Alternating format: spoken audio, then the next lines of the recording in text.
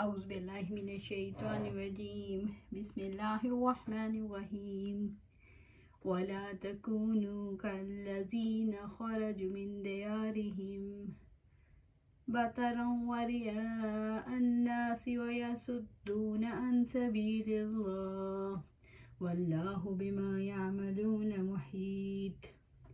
اور ان لوگوں کی طرح نہ ہو جاؤ جو اپنے گھروں سے اکڑتے ہوئے اور لوگوں کو دکھاوا کرتے ہوئے نکلے تھے۔ وہ اللہ تعالیٰ کی راہ سے لوگوں کو روکتے تھے اور اللہ تعالیٰ اس کا جو وہ کر رہے تھے احاطہ کرنے والا تھا۔ سورۃ الانفال آیا 47۔ قریش مکہ جب مکے سے بدر کی طرف بڑھے تو گانے اور دف بجانے والیوں کو ساتھ لے کر روانہ ہوئے۔ اس کے متعلق اللہ تعالیٰ نے یہ آیت نازل فرمائی۔ کافروں کا مقصد زمین میں تکبر اور فخر و غرور کا اظہار کرنا تھا۔ اللہ رب العزت نے مومنوں کو اس سے روکا ہے۔ جہاد میں ثابت قدمی، نیک نیتی اور ذکر اللہ کی کثرت کی نصیحت فرما کر مشرکین کی مشابہت سے روک رہا ہے کہ جیسے وہ حق کو مٹانے اور لوگوں میں اپنی بہادری دکھانے کے لیے فخر و غرور کے ساتھ اپنے شہروں سے چلے، تم ایسا نہ کرنا۔ کافروں کے گھر سے نکلنے کے 3 مقاصد اس آیت میں بیان کیے گئے۔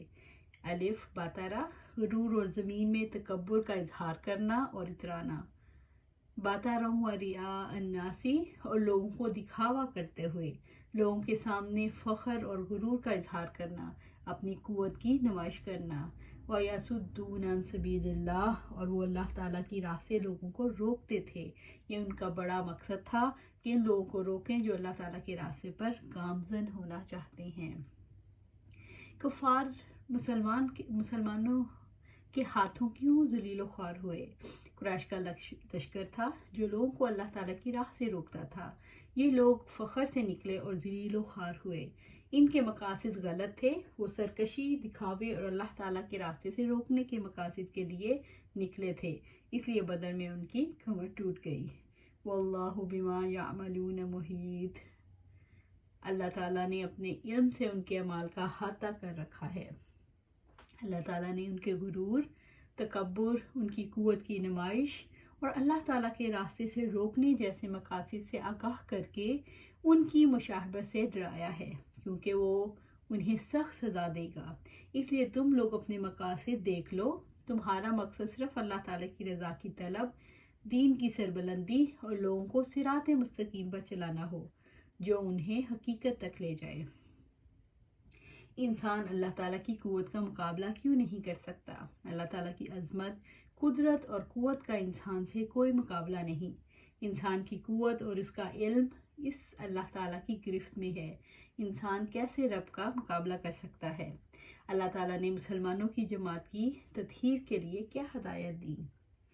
جہاد میں شرکت ایسے حالات میں نہ کریں کہ اپنی کثرت پر یا قوت پر نازا ہوں۔ اپنی قوت کو ان راستوں میں خرچ نہ کریں جن کے بارے میں اللہ تعالیٰ کا حکم نہیں۔ مومن یاد رکھیں کہ وہ قتال فی سبیل اللہ کے لیے نکلے ہیں، اس لیے لوگوں کو صرف اللہ تعالیٰ کا غلام بنانے کی کوشش کریں، اپنی بڑائی نہیں، اللہ تعالیٰ کی بڑائی کے لیے کام کریں۔ وَإِذْ زَيَّنَ لَهُمُ الشَّيْطَانُ أَعْمَالَهُمْ وَقَالَ لَا غَالِبَ لَكُمُ الْيَوْمَ مِنَ النَّاسِ وَإِنِّي جَارٌ لَكُمْ فَلَمَّا تَرَاءَتِ الْفِئَتَانِ نَكَصَ عَلَى عَقِبَيْهِ وَقَالَ إِنِّي بَرِيٌّ مِّنكُمْ إِنِّي أَرَىٰ مَا لَا تَرَوْنَ إِنِّي أَخَافُ اللَّهَ وَاللَّهُ شَدِيدُ الْعِقَابِ۔ اور جب شیطان نے ان کے اعمال ان کے لیے خوشنما بنا دیے تھے اور اس نے کہا، لوگوں میں سے آج تم پر کوئی غالب آنے والا نہیں اور بلا شبہ میں تمہارا حمایتی ہوں۔ مگر جب دونوں جماعتوں نے ایک دوسرے کو دیکھا تو اپنی ایڑیوں پر واپس پلٹا اور کہنے لگا، بے شک میں تم سے بیزار ہوں، میں واقعی وہ کچھ دیکھ رہا ہوں جو تم نہیں دیکھ رہے۔ یقیناً میں اللہ تعالیٰ سے ڈرتا ہوں اور اللہ تعالیٰ بہت سخت عذاب دینے والا ہے۔ وَإِذْ زَيَّنَّ لَهُمُ الشَّيْطَانُ أَعْمَالَهُمْ، اور جب شیطان نے ان کے اعمال ان کے لیے خوشنما بنا دیے تھے، یعنی شیطان نے ان کے اعمال انہیں خوشنما بنا کر دکھائے उन्हें धोखे में डाल दिया कि तुम्हारे इरादे नेक हैं। अरब में तुम्हारा लोहा माना जाता है, दुनिया की कोई ताकत तुम्हें हरा नहीं सकती, मैदान तुम्हारे हाथ में रहेगा। वक़ाल ला गालिब लकुमुल यौम मिनन नासी व इन्नी जारुल लकुम, और उसने कहा लोगों में से आज तुम पर कोई गालिब आने वाला नहीं और बिलाशुबा मैं तुम्हारा हमायती हूँ। तुम्हारी तादाद, तुम्हारी कुव्वत, तुम्हारा असलहा, तुम्हारी जंगजू, हर एतबार से तुम इतनी कुव्वत वाले हो कि कोई तुम्हारे मुकाबिल पर ठहर नहीं सकता। कामयाबी तुम्हारी कदम चूमेगी। व इन्नी जारुल लकुम, और बिलाशुबा मैं तुम्हारा हमायती हूँ। अबलीस सराका बिन मालिक जाशम मदलजी की शक्ल में कुरैश के पास आया। कुरैश और बनु मदलिज के दरमियान दुश्मनी थी। कुरैश उनके शब खून से खाइफ थे।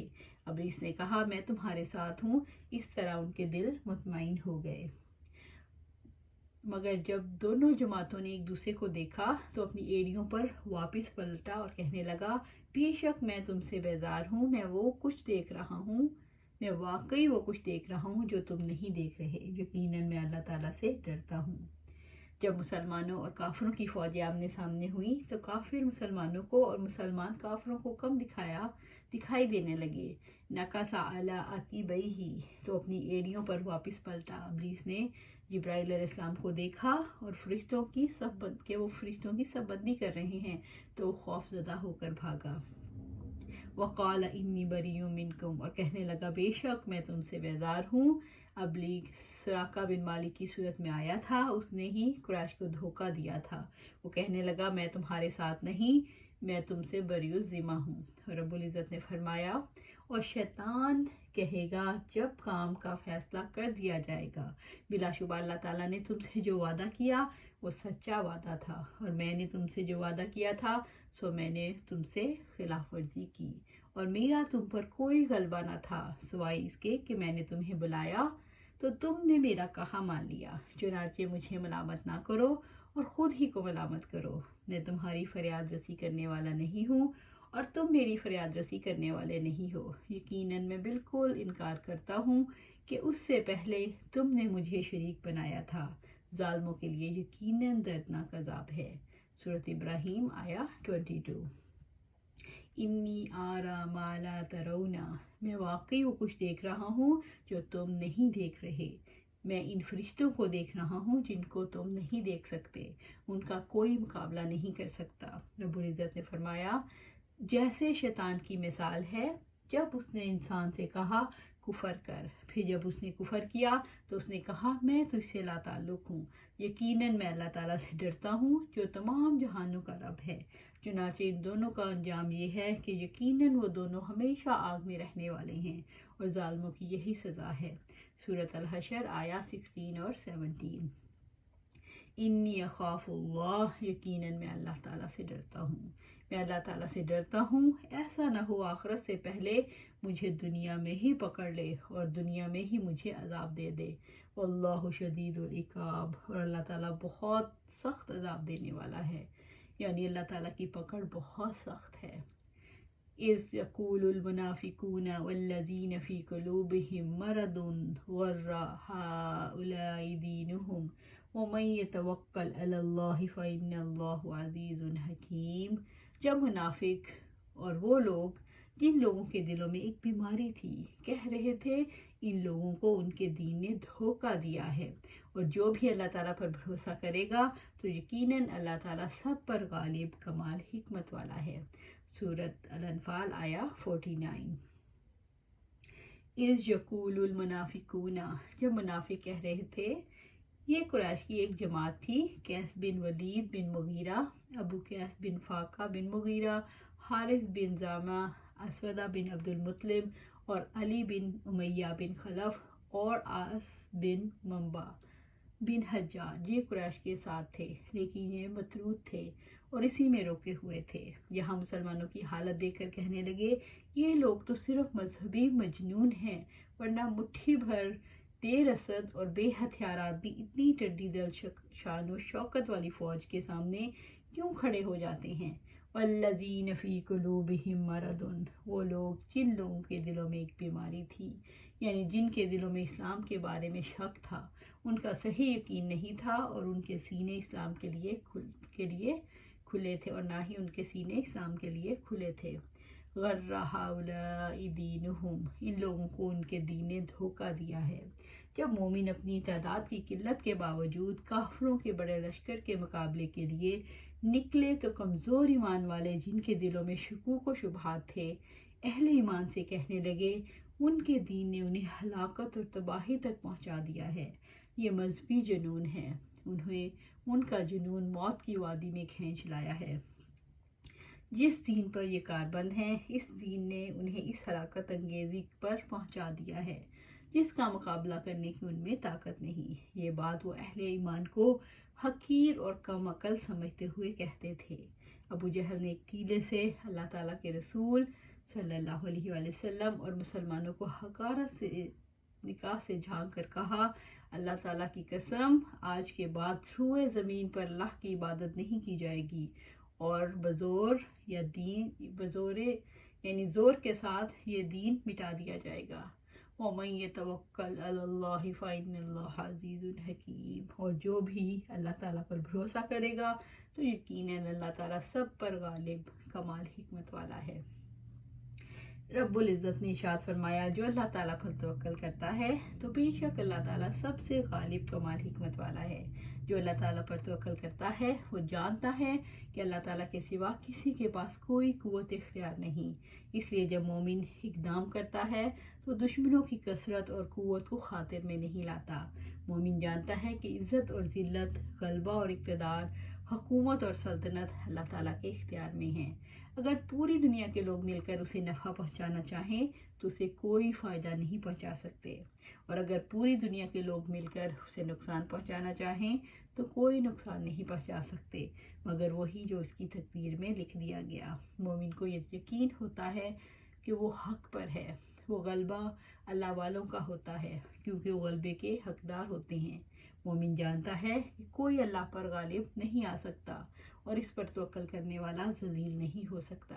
مومن جانتا ہے جو اللہ تعالیٰ پر اعتماد کرتا ہے وہ اس کی مدد فرماتا ہے۔ جو شخص اللہ تعالیٰ پر توکل اور بھروسہ کر لیتا ہے تو یاد رکھو وہ کبھی ذلیل نہیں ہوتا، کیونکہ اللہ تعالیٰ سب پر غالب ہے، اس کی حکمت کے سامنے سب کی عقل اور دانش رکھی رہ جاتی ہے۔ مطلب یہ ہے کہ تم لوگ صرف مادہ اور مادیت کو جاننے والے اور اسی پر بھروسہ کرنے والے ہو، تمہیں اس مخفی طاقت کی خبر نہیں جو اس مادہ اور مادیت کے پیدا کرنے والے کے خزانوں میں ہے، اور ان لوگوں کے ساتھ ہوتی ہے جو اللہ تعالیٰ پر ایمان اور اعتماد رکھتے ہیں۔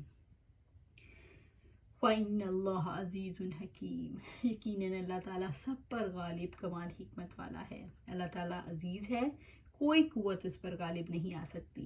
اللہ تعالیٰ کی حکمت بالغہ ہے جہاں تک عقلیں پہنچنے سے قاصر ہیں۔